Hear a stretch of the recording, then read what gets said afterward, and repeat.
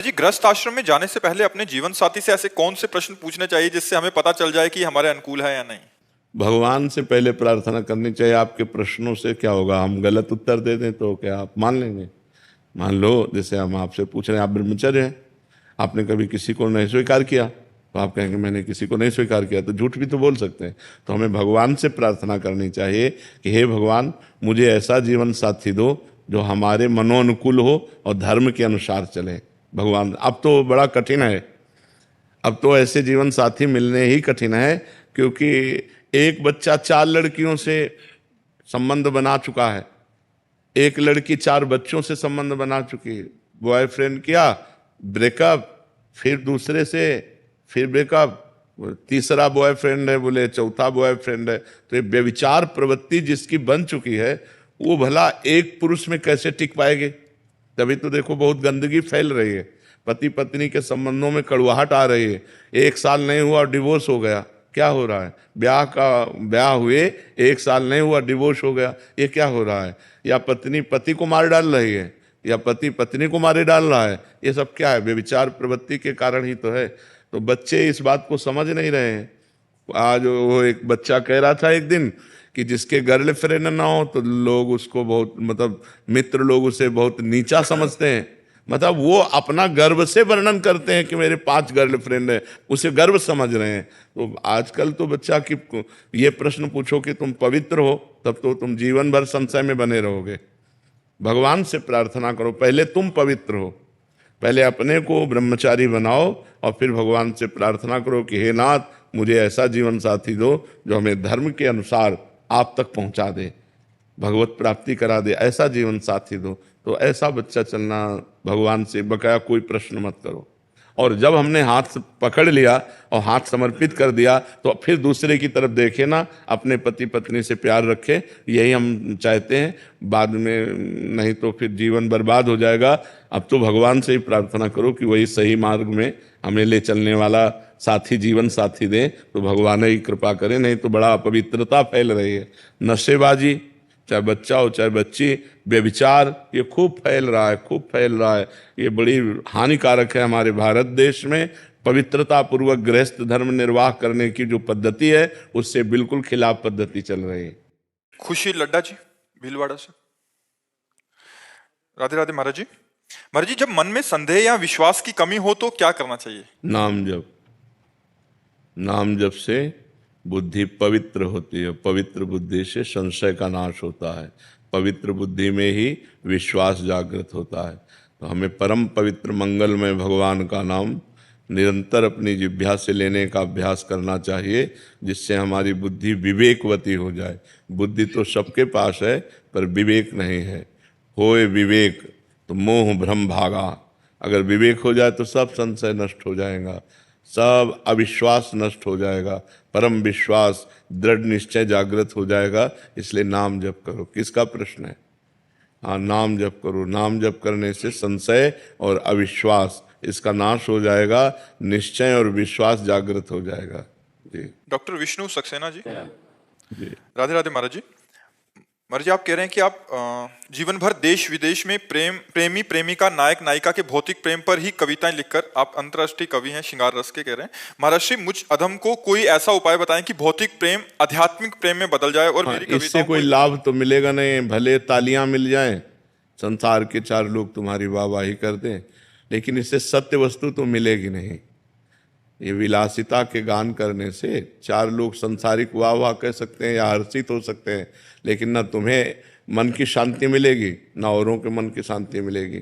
यदि प्रभु के चरित्र गाओ तो तव कथामृतम तप्त जीवनम, कवि भिरीडितम कल्मषापहम, श्रवण मंगलम श्री मुदाततम, भूय गृणंति ते भूरिदा जना।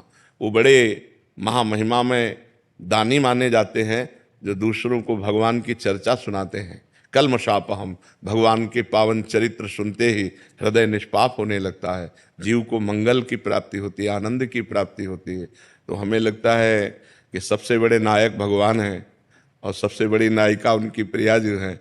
अगर उनके पावन चरित्र गान करो तो तुम्हारी भी बुद्धि पवित्र हो जाएगी और परलोक लोक सब बन जाएगा, और जो सुनेगा उसका भी मंगल हो जाएगा।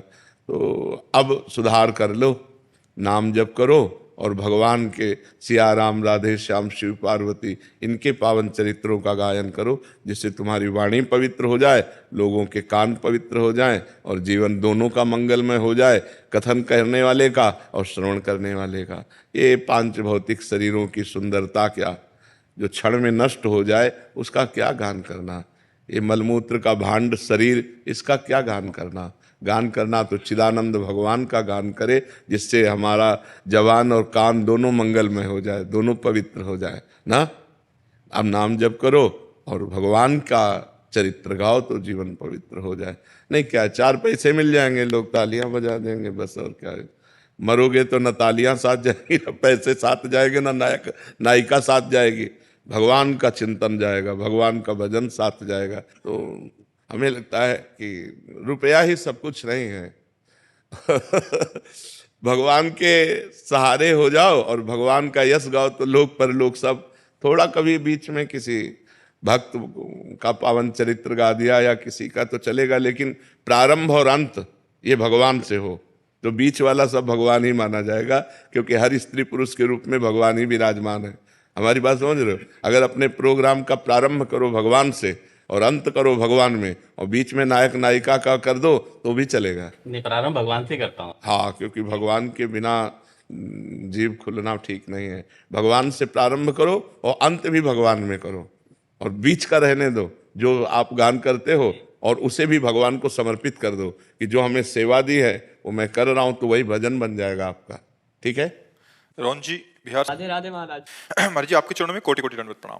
गुरुदेव, अब मुझे राधा नाम जपना बहुत प्रिय लगने लग गया है। गुरुदेव, लगभग 1.5 वर्ष से मांस, मदिरा, जुआ, व्यभिचार, गर्लफ्रेंड, गंदे बच्चों का संग, नशा, हस्तमैथुन आदि सभी कलियुगी दोष का त्याग कर दिया है। आपकी कृपा से सब छूट गया है महाराज जी। गुरुदेव, अब मुझे ब्रह्मा जी का पद नहीं चाहिए, देवराज इंद्र का पद नहीं चाहिए, मृत्यु लोक का सम्राट नहीं बनना, मोक्ष नहीं चाहिए, योग सिद्धियां नहीं चाहिए, श्री जी भी नहीं चाहिए। महाराज जी, मुझे राधा नाम अखंड जपने का एक कृपा हो जाए। अभी तो सुन के कह रहे हो 500 रुपया में ललचा जाओगे।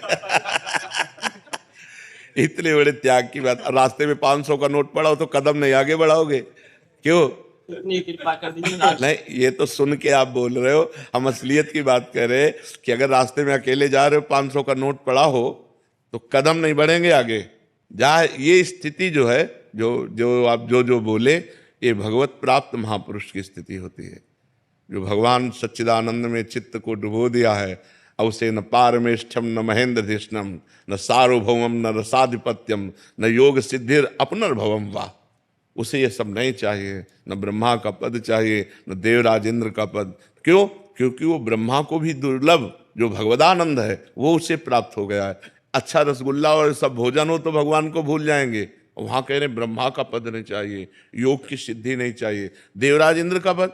बड़े बड़े ऋषि मुनियों के मन में क्षोभ पैदा कर दे तो अभी क्या सुन सुना के बोल रहे सुन सुना के बोल रहे। अभी माया का प्रभाव तो देखा नहीं है, पर बच्चे ऊपर बहुत अच्छी मांग है तुम्हारी, बहुत अच्छी मांग है। स्वरूप तो महाराज जी से अलग है।